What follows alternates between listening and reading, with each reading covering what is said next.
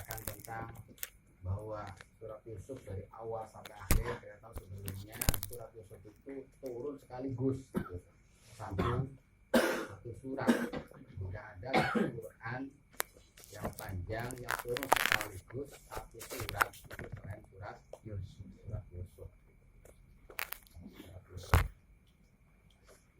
Yang diakhiri dengan dzalika min amba'il ghaib. Diakhiri ceritanya itu. Semua cerita Nabi Yusuf dari awal sampai akhir itu min amba'il ghaib, termasuk kabar-kabar yang gaib. Yang mana sebelumnya walaupun telah ada kitab Taurat, kitab Injil, tapi tetap tidak ada yang sedetail, sekomplit, sejelas dalam Al-Quran. Maka dikatakan aksanal qasas, cerita yang terbaik yang diakui oleh sang Khalik itu sendiri. Itu diwahyukan kepada Nabi. Terus wa ma aktsarun nas wala harasta bimu'minin. Tapi dengan kejadian diceritakannya surat Yusuf dengan hal-hal keajaiban di sana, tetap aja mayoritas manusia itu tidak beriman. Bahkan walaupun Nabi itu sendiri menginginkannya, wala harasta bimu'minin, tetap aktsarun nas, walaupun engkau berusaha untuk iman kepada Allah, orang ahli Makkah itu tidak bisa. Dan engkau pun mengajak mereka itu tidak meminta bayaran sama sekali, cuma-cuma demi kebaikan semata-mata kasih sayang Nabi kepada umat manusia. Tapi dikasih sayang yang luar biasa, ya tidak ada yang menerima. Dan ini menunjukkan tasliyah. Makanya ayat waka'ayyin min ayat itu ayat tasliyah, artinya menghibur Nabi. Kamu gak usah heran kekasihku, berusaha untuk orang Makkah itu beriman kepada engkau. Wa ka'ayyin min ayat fis samawati yamurruna 'alaiha wa hum anha mu'ridun. Mereka telah melewati, telah menyaksikan betapa ayat-ayat Allah itu sangat banyak sekali, tidak terhitung, jutaan miliaran gitu. Ini semuanya ayat Allah semua, kita itu di situ. Bisa jadi kita ma'rifat, bisa jadi wali semua sebenarnya dengan ayat satu.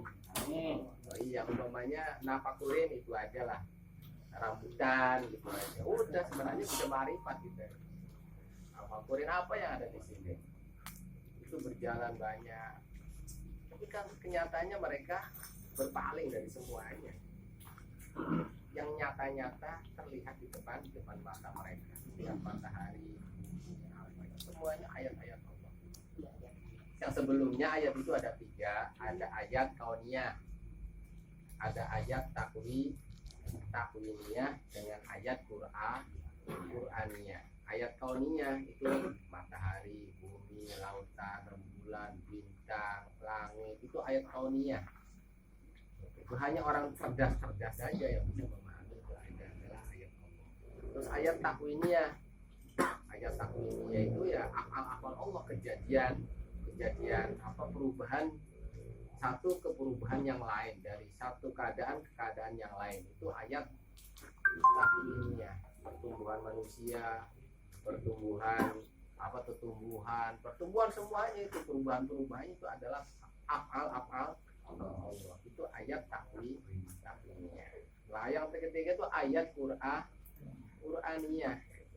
Ayat Qur'aniyah. Nah sebenarnya itu yang paling itu sekali kita mudah sebenarnya memahami ayat itu ayat kauniyah. Ayat kauniyah. Kalau Qur'an nggak sewaktu-waktu kita harus paham, kita harus itu apa bahasanya. Tapi kalau ayat kauniyah, langit bumi itu ayat Allah semua. Siapapun kayaknya kalau dia berakal mah apa takilun mah itu bisa jadi mengimani kepada Allah, terus akhirnya mengesahkan Allah, dia tidak berani akan memusyrikan Allah. Ya kesananya dia pasti akan mengimani Rasulullah. Tapi nyata faktanya itu mereka walaupun ayatnya digelar sebanyak mungkin, mereka berpaling dari semuanya. Wahum anha wa ma yu'minu aktsarum billah illa wahum. Andai saja mereka beriman kepada Allah, sebab yang namanya iman kepada Allah itu keniscayaan lah. Iman kepada Allah itu keniscayaan. Siapapun manusia itu bahwa ada zat pencipta segalanya. Jadi umpamanya ada ateis tidak percaya Tuhan, itu cuma apa? Bahasa saja. Kenyataannya mah tetap kenyataannya mah hatinya apa? Seperti komunis tidak percaya Tuhan, itu bohong. Itu bohong. Cuma mereka itu apa? Memusyrikan Allah gitu aja. Memusyrikan Allah. Makanya orang Mekah, apakah orang-orang kafir itu tidak percaya Allah? Itu mereka mengatakan, kata Ibnu Abbas, anna ahlal Makkah qalu Allahu rabbuna wahdah la syarikalah wal malaikatu banatu. Itu karena orang kafir Mekah, Allahu rabbuna, Allah itu Tuhan kami, wahdahu la syarikalah, Maha Tunggal, tidak ada sekutu, wal malaikatu banatu. Cuma malaikat-malaikat itu anak perempuan. Itu yang jadi masalahnya itu. Kalau kata orang kafir maka Allahu rabbuna wahdahu la syarikalah. Cuma wal malaikatu banatu, dan malaikat itu adalah anak perempuan. Itu yang jadi masalahnya. Terus orang penyembah berhala, wa qala ubadatul asnam rabbuna Allah wahdah wal asnam syufa'una indah. Kalau ditanya kamu Tuhannya siapa? Allah. Tapi kenapa menyembah berhala? Supaya saya dapat pembelaan di hadapan Allah. Wal asnam syufa'una indah, dan berhala-berhala ini adalah pembelaku di sisi Allah. Ya musyrik lagi. Wa makana aktaruhum illa wahum musyrikun. Itu apa? Penyembah berhala. Orang Yahudi Rabbunallah wahdah wa Uzairu Allah. Allahu Rabbuna, tapi Uzair itu adalah anak Allah. Ya musyrik lagi dari itu. Mereka iman semuanya kepada Allah. Sebab itu udah fitrah lah makhluk mengakui akan Tuhan. Orang Yahudi, orang Nasrani Rabbunallah wahdah la syarikalah wal masihu Allah. Allah itu adalah Tuhan kami, wahdahu la syarikalah wal masihu Allah. Nabi Isa al-Masih itu adalah ubadatu syamsi wal qamar. Orang yang menyembah matahari, menyembah bulan. Rabbunallah wahdahu wa haula arbabuna. Dan Allah itu ya yang menciptakan langit bumi. Tapi kenapa kamu menyembah matahari dan bulan? Wa wa arbabuna. Sebab yang sangat terasa kita kalau tidak ada matahari, tidak ada bulan, kita bakal nggak ada kehidupan. Rasanya jadi dia menyembahnya matahari dan bulan. Kalau siapa pencipta matahari? Ya Allah gitu. Jadi wa kullun min haula lam yuwahhidu. Semuanya itu apa? Percaya kepada Allah, tapi tidak mentauhidkan. Itu mereka memusyrikan. Nah, berbeda dengan kaum muhajirin, kaum ansor. Mudah-mudahan kita sebagai pengikutnya apa? Allahu Rabbuna wahdahu la syarikalah ma'ah. Bahwa Allah adalah Tuhan kita, tidak ada sekutu baginya, bersamanya tidak ada sama sekali. Nah, itu adalah tauhid yang murni. Tauhid yang murni. Jadi nanti tingkatannya memang kelas-kelasan sih ya. Yang namanya kemusyrikan itu kelas-kelasan. Kita bagaimana menuhankan Allah semestinya seperti apa? Berarti kita harus memprioritaskan dalam segala hal. Nanti sisinya kita ada panggilannya lebih kepada selain panggilan Allah, ya berarti nantinya musyrik. Nantinya seperti itu gitu. Nantinya seperti itu. Jadi namanya musyrik juga nanti ya kelas-kelasan lah. Cuma di sini wa ma yu'minu aktsaruhum billah illa wa hum musyrikun. Mereka rata-rata tidak mengimani Allah secara murni, kecuali mereka selain iman kepada Allah juga mereka memusyrikkan Allah dengan makhluknya. Makanya waktu orang kafir Makkah itu kalau haji ya bahasanya tuh labbaik Allahumma labbaik la syarikalah, tapi ada tambahan illa syarikan huwalak tamlikuhu wa ma malaka wa ma malak. Itu bahasanya talbiyahnya orang kafir Mekah. Labbaik Allahumma labbaik labbaik la syarikalak illa syarikan huwalak tamlikuhu wa ma malak. Artinya apa? Mereka maksudnya tuh ya saya Allah engkau tidak ada syarik, tapi syarik yang mana punya engkau, dan syarik itu tidak memiliki engkau. Yaitu yang dimaksud mereka adalah berhala-berhala itu. Tuh. Jadi kita yang namanya kemusyrikan itu harus ditakuti lah. Jadi kita nanti makna musyrik seperti apa? Sebenarnya untuk kita mentauhidkan Allah dengan seyakin-yakinnya, kita harus banyak mentafakuri tentang ayat-ayatnya, baik ayat kaunnya, ayat takwinnya, atau ayat Qur'annya. Terus afa minu an ta'tiyahum ghasyiyah min adzabillah aw ta'tiyahum as-sa'ah baghtah wa hum la yash'urun. Ini betapa kita merasa aman dari makrillah itu adalah dosa besar. Apakah mereka merasa aman bila mana Allah datang kepada mereka siksanya secara tiba-tiba, atau datang hari kiamat dengan tanpa mereka duga sama sekali. Jadi datangnya kiamat itu, ada orang yang memprediksi datang kiamat itu hari itu sebenarnya itu terjadi, intinya tidak seorang pun memprediksinya itu. Jadi secara tiba-tiba, sangat tiba-tiba. Dan mereka banyak yang tidak menyadarinya. Kul hadi sabila adu ilallah ala basiratin ana wa manittaba'ani wa subhanallahi wa ma ana minal musyrikin.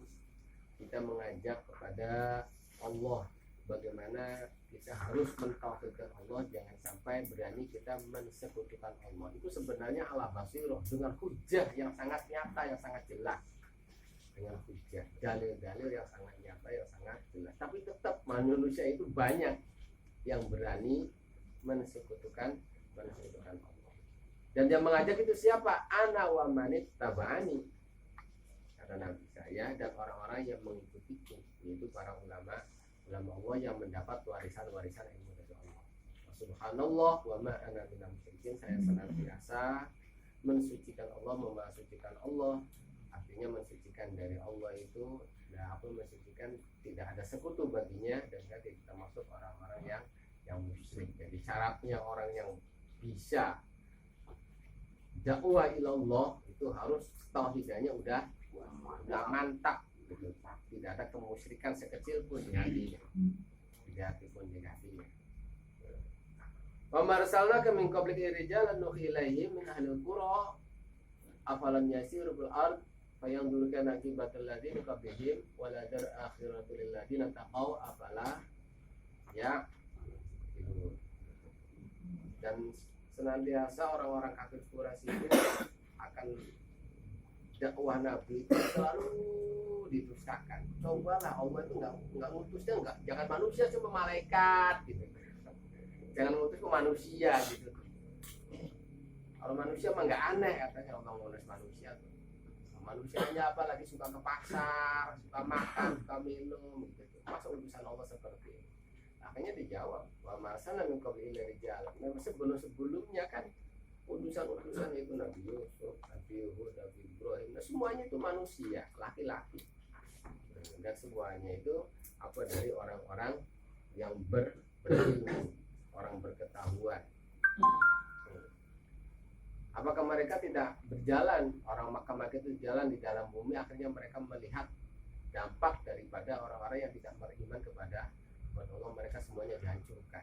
Dan ingat, waladarul akhiratu khairul lil ladzina taqau. Apalah yaqulul, maka negeri akhirat itu layaknya, memang sepantasnya itu bagi orang yang takwa saja, penghuninya surga itu.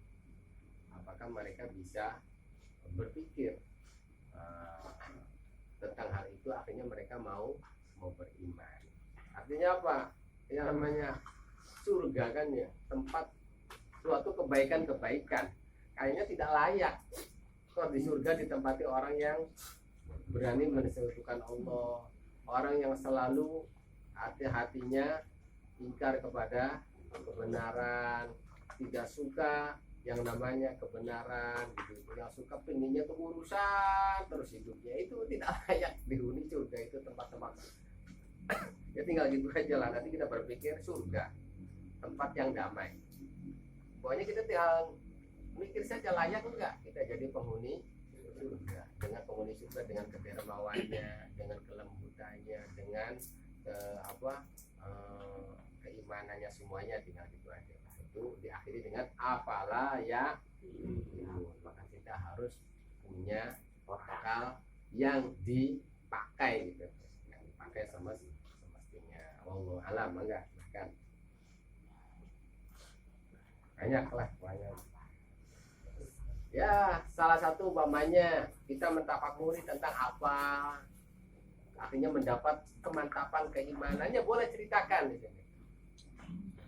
Enggak harus ayat Quran dalilnya gini. Enggak, ayat kauniyah saja lah ya. Kalori fil